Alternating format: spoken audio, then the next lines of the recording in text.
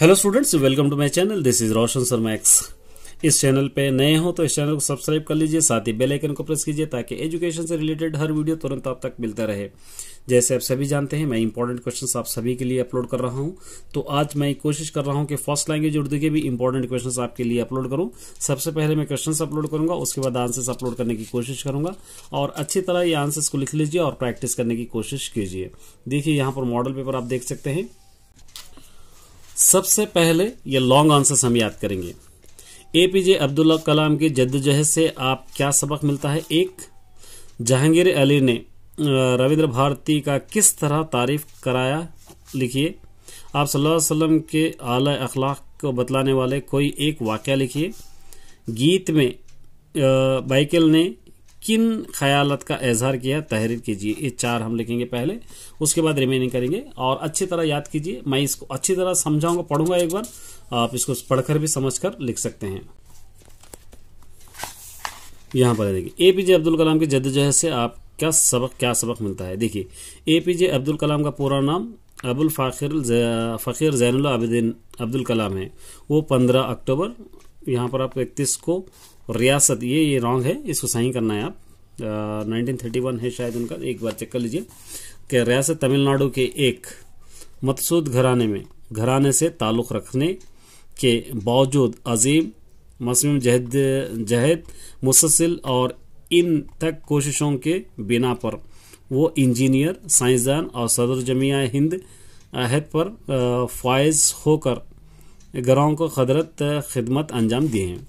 बाखुबुल अब्दुल कलाम मेरे रास्ते में रुकावट, मायूसियाँ और परेशानियाँ आए, लेकिन मेरे वालिद के अल्फाज ने इस वक्त की मुहिम सूरत हाल में मुझे बड़ा सहारा दिया। आलम वो है जो दूसरों को जानता है, लेकिन जो खुद को पहचानता है वो दान कहलाता है। वो इल्म किसी काम का जो हुकूमत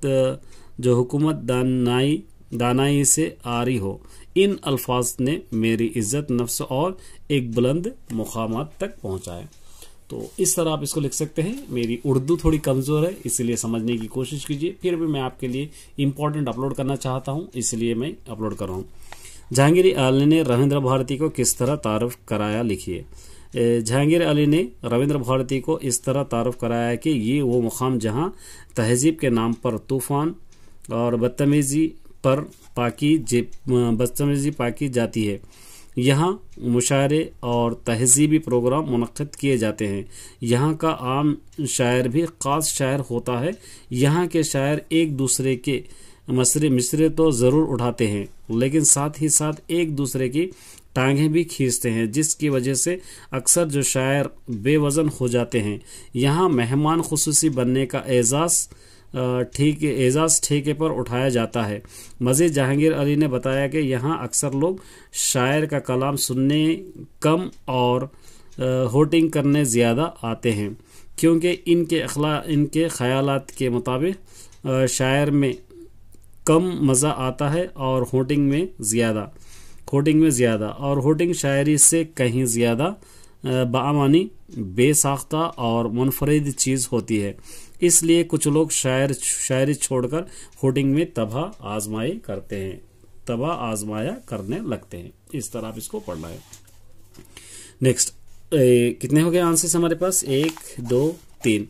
आप सल्लल्लाहु अलैहि वसल्लम के अखलाक बताइए। अखलाक बतलाने वाले कोई दो वाक़या बताइए, कोई एक वाक़या।